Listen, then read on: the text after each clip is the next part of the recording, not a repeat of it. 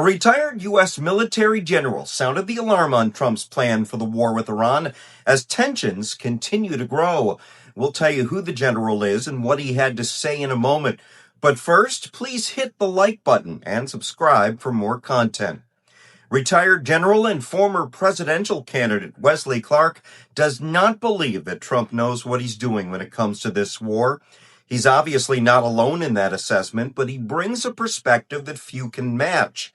He's not the only former military officer who's warning about the potential escalation of this war and the challenges the military could face if they invade Karg Island. Meanwhile, Iran is beating Trump at his own game, social media. Oh, they love making fun of Trump. Here's an example of what Iran is doing that's getting under Trump's thin skin.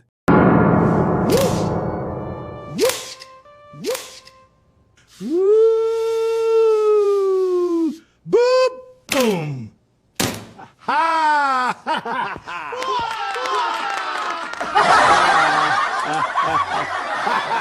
Wesley Clark is concerned about Trump jumping into an invasion of Karg Island before preparations are made to allow it to go according to plan, if Trump actually has one. Don't know what the end game is, Ari, on this. You have to do three things simultaneously if you're the United States. Number one, you got to continue the air campaign. Number two, at the same time, you got to find a way to talk about it because the air campaign is leverage, but it's not the way you're going to end the war. You've got to have some kind of a settlement at the end of the war.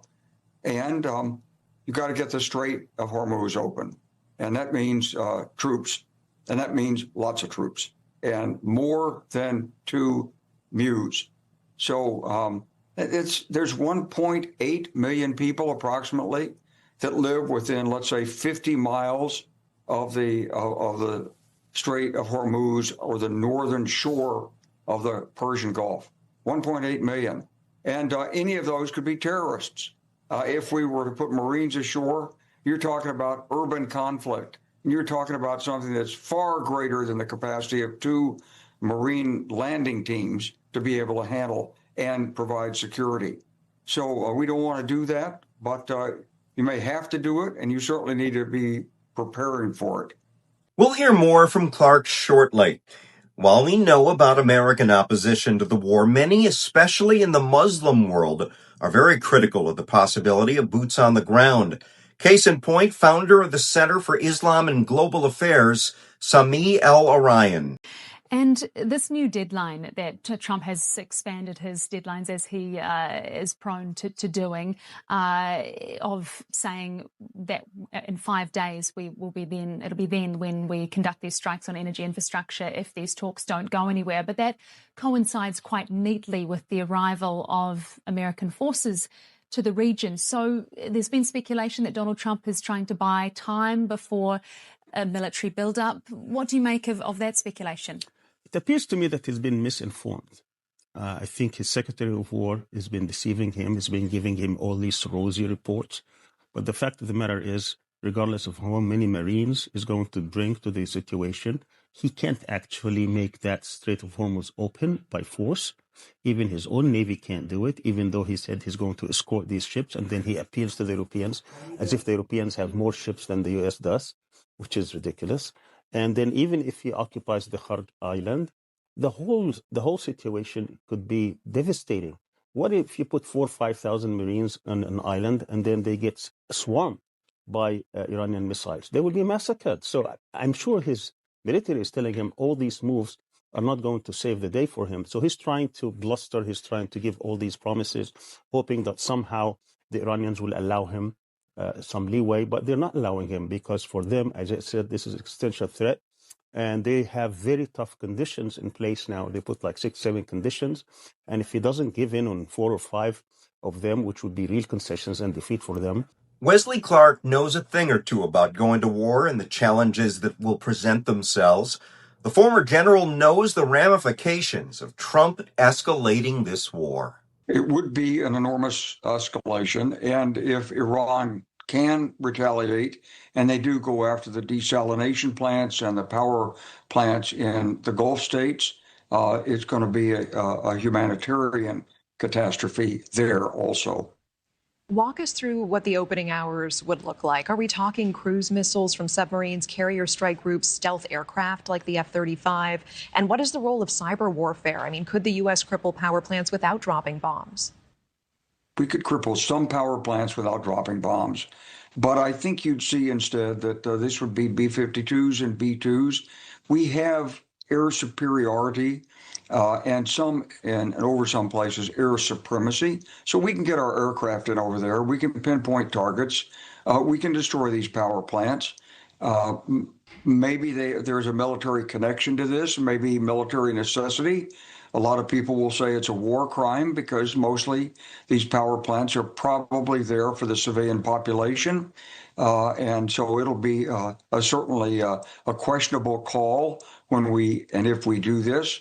But then the retaliation, if Iran can retaliate, and thus far they have shown every ability to retaliate, then there's more hardship imposed on our friends and allies in the region, in the Gulf. And this doesn't still open the Straits of Hormuz, and that's the problem. General, would you see it as a war crime? I think you got to look at it under military law, and it's one of those things that's questionable. People are going to argue both cases, but you cannot destroy civilian assets in an effort to put harm on the population. Now, if you can show it has a military connection, that's different. But if it's simply to put pressure on the government by harming the civilian population, then that's de jure. That's a war crime. See, military experts like Clark and other folks that are critical of this war, they see the big picture. They understand that this thing isn't likely to end anytime soon. Contrast that with Trump and his band of merry idiots, and you can understand why a lot of people are very worried about what's still to come. Despite the common sense being put forth by experts like Clark, we still have to put up with fools who refuse to criticize, dear leader. Senator Rick Scott is behind Trump 100% and was asked exactly who it is Trump wants in charge in Iran. Do you know who it is? Is it the leader of the Iranian parliament? I looked at some of his history. It's not good. This gentleman. No. Is he someone that we could work with? A la what we saw in Venezuela? No? Well, first off, Delcy Rodriguez is not the elected president of Venezuela. She's the head. She was part of Maduro. She's a friend of Maduro. The only reason we have control over Venezuela is we control the oil money. And so we've got to have a transition to democracy there. With regard to Iran, we don't have somebody yet. Am I hopeful? Absolutely. But you know what's important to me is destroy all their ability to kill us. I mean, you can hope, for a regime change, but in the meantime, let's destroy their ability to kill more Americans and then hope for the best, and we'll see what happens. Even worse is Alan Dershowitz. Remember when Dershowitz was a Democrat? Yeah, he came out against Trump in 2016, even suggesting that between Trump and Hillary Clinton, Trump would be far more likely to engage in corruption if elected. Little did he know. The good old days. Well, now Dershowitz is on the Trump train and made a claim so offensive and ridiculous, it makes you wonder how this guy had the legal career he's had. Had President Trump been in charge in 1935, 1936, I think the Holocaust would have been prevented. I think he would have gone in after Nazi Germany. He would have destroyed it the way he is destroying Nazi Iran, and the Holocaust would have been prevented. Now that we've heard from supporters of Trump, let's hear from the lunatic himself. He repeated the false and easily debunked claim that the war with Iran is already won. Well, I think we're going to end it. I can't tell you for sure. I don't like to say this. We've won this. This war has been won. The only one that likes to keep it going is the fake news. I mean, the New York Times, you read the New York Times, it's like we're not winning a war where they have no Navy and they have no Air Force and they have no nothing. And we literally have planes flying over Tehran and other parts of their country.